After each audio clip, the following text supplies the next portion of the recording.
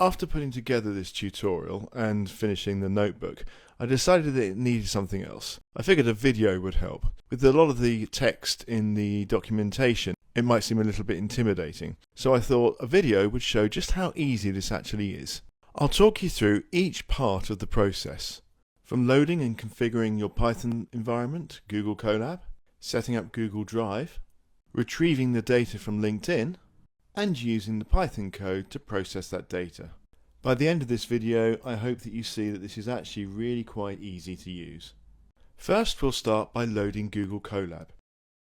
If we right-click on this link here, we can choose to open it in a separate tab.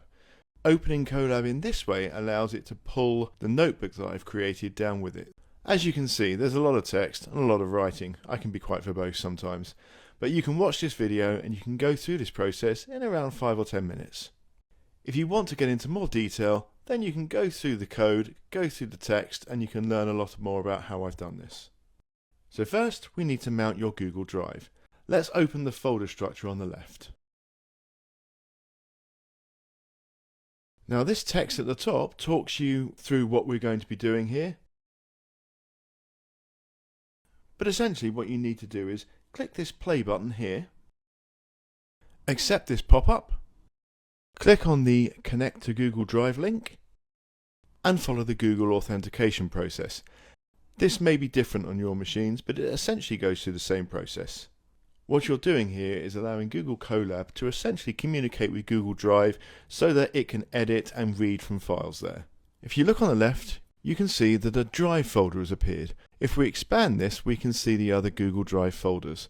Notice I've created a LinkedIn data folder. This is where I'm going to be hosting all of the content. This is also the location I've coded into the Python. You can change this, but if you want to keep it simple, create a LinkedIn data folder yourself. The next section we're going to look at is installing required libraries. This is pretty simple. All we need to do is press the play button as I'm doing here. This loads a library which enables us to write Excel files. The next section deals with imports and utility functions. What we're doing here sets up the groundwork for the rest of the code. We're importing all the features that we need to use and setting up the functions that we'll be using in this code. Once this is run, we're ready to proceed. Before we can start processing, what we need to do is acquire the HAR files. A HAR file is an HTTP archive file. You can acquire these from Chrome when you're browsing any website. So let's go to LinkedIn. Rather than look at anybody else's data for this example, I'm going to show my own. So I'll go to my own homepage. What I need to do is get Chrome to open up my posts. So in a second, I'm going to click on the post button and get it to show all of my posts. But before I do that, I'm going to right click on the screen and select Inspect. This will open up the Chrome DevTools. First, we need to go to the Network tab. We check that Preserve Log and Disable Cache are ticked. We can clear the network log by pressing here. You need to maintain the network log for data. You'll also notice a red button which is to stop recording network log. If this isn't red, you need to switch this on so that you're recording the data.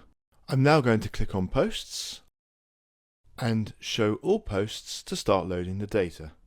I'm now going to simply scroll through the data.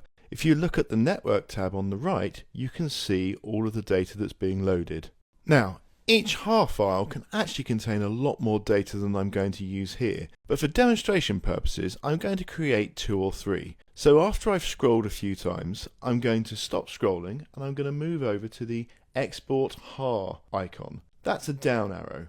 After clicking on it, it's going to ask me for a name, so I'm going to create a name here. And then I'm going to save it. Once that's saved, I'm going to continue scrolling again. After scrolling for a little bit more, I'm going to click on the Export HAR icon. I'll give the file a name, and I'll save that, and continue scrolling. And one last time for this example, I'll click on the Export HAR icon, save a file, and we're done. I'll now go to my Google Drive, go to the LinkedIn data folder, and I'll upload those HAR files. When you are saving your HAR files, you may also want to click the Clear Network Log button after saving each HAR file, but before scrolling again. This is just to make sure that the HAR files don't keep building and building and building to get to a ridiculous size. I didn't do this here because I didn't need to for this example, as the file sizes will be relatively small.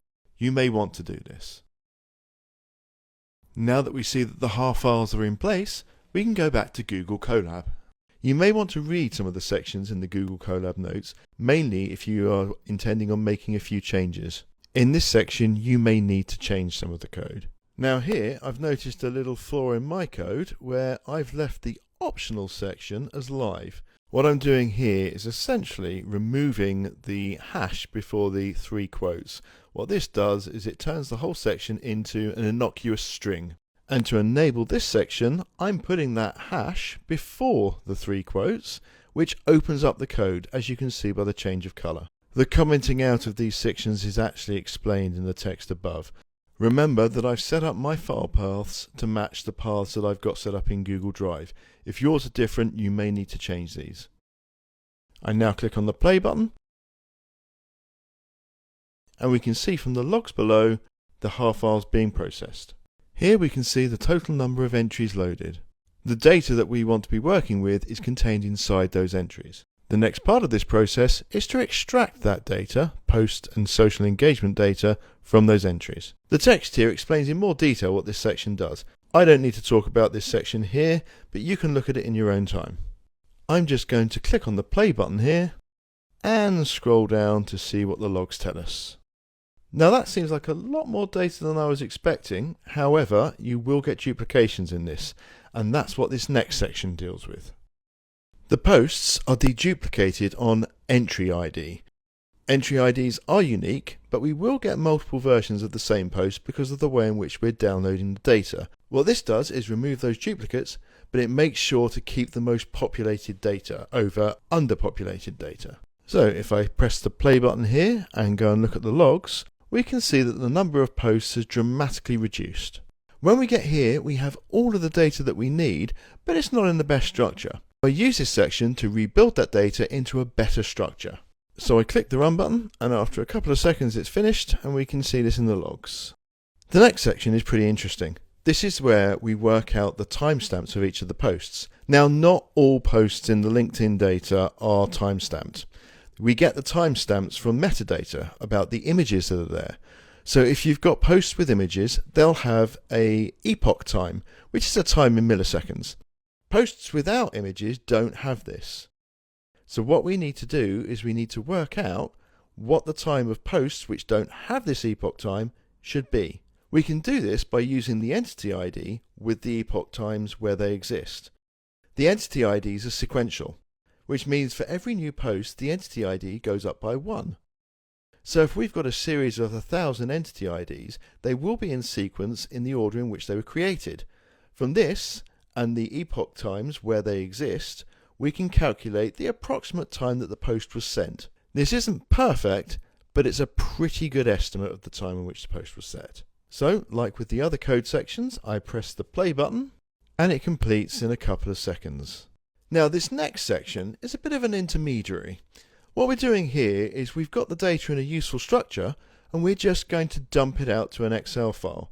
The reason we do this is that in the statistics section, we need to populate some variables. We can only get those variables from looking at the data that we have already. So what this data does is it enables us to see that data. It's also quite useful if you just want to browse through the content that you've collected. So again, I press play, and after a few seconds, you'll see on the left-hand side a new file appear. I'm going to download that file, and I'm going to open it so that we can have a look. First, I'll just resize all of the columns so that it makes it more readable. Here we can see the entity IDs, the reshared update IDs, which are essentially the entity IDs of those records that are shared, the post text. I'll skip through the rest of the data quite quickly because you can look at this yourself. We can see the stats here, and here are the epoch IDs that we generated just before this section. You'll see to the right of this, these have been converted into dates and times. The important information that we need to get from this so that we can analyze this data is the actor profile. Now if we check to the left of this column, we can see that Richard Hall is the actor name, so this is my ID. I'm going to copy this. I'll go back to Colab and update the section that I need to update. This is explained here, and I update it here, and now I can press play on this section. As before, you'll see a file has been generated on the left hand side. I'm going to download that file, open it, and take a look at the stats. Now the first thing I'll do again is resize the columns. The first tab we look at is the daily stats. This shows the total count per type of post and the average words per type of post for each day. We can see this here. Next we have the weekly stats. We'll open that tab and resize the columns. As you'll see, this is very similar to the daily stats, but it's done by year and week number. So we have original, share no comment, and share with comment. Next we have day of week stats. This gives those numbers that we've seen before, but per day of the week. So over this recording period, how many posts were posted on a Friday, how many on a Monday, Saturday, etc., etc.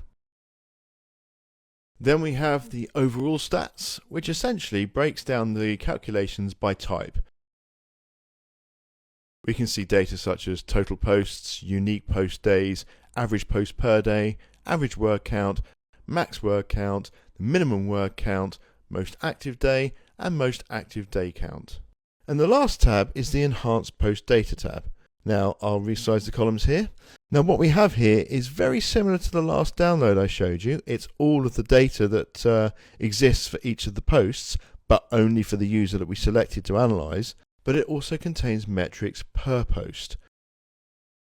So for example, we can see the date it was posted, the week number, the year, the word count, the day of the week, the char count, the emoji count, hashtag count, and the gap between posts. So these posts are ordered sequentially, and we can see the time gap between each post. I've given this data in seconds, minutes, and hours. As you can hopefully see, by using this code, and it's not particularly complicated to use, you can get more data out of LinkedIn than LinkedIn allows you. This data is downloaded to your machine every time you're looking through LinkedIn. It's just that it's not showing you this. With this data, you can analyze the numbers that I've been showing you in the spreadsheet, or you could go further. For example, if you're researching somebody on LinkedIn and they post an awful lot of content, maybe you can process their data like this, see how regularly they post, or maybe go a bit further and use something like ChatGPT to process their post content to see what sort of subjects really interest them. With a few simple edits of the code, you can get a lot more than I'm showing you here. This is just a proof of concept. But ultimately, I believe this can make us all more data driven with regard to what we do on LinkedIn, who we choose to follow, who we choose to believe, and give us reasons as to why we make those choices. If you have any questions about this, give me a shout. Remember, I go into a little bit more detail in the tutorial and in the notes on the notebook, so you might find your answers there as well.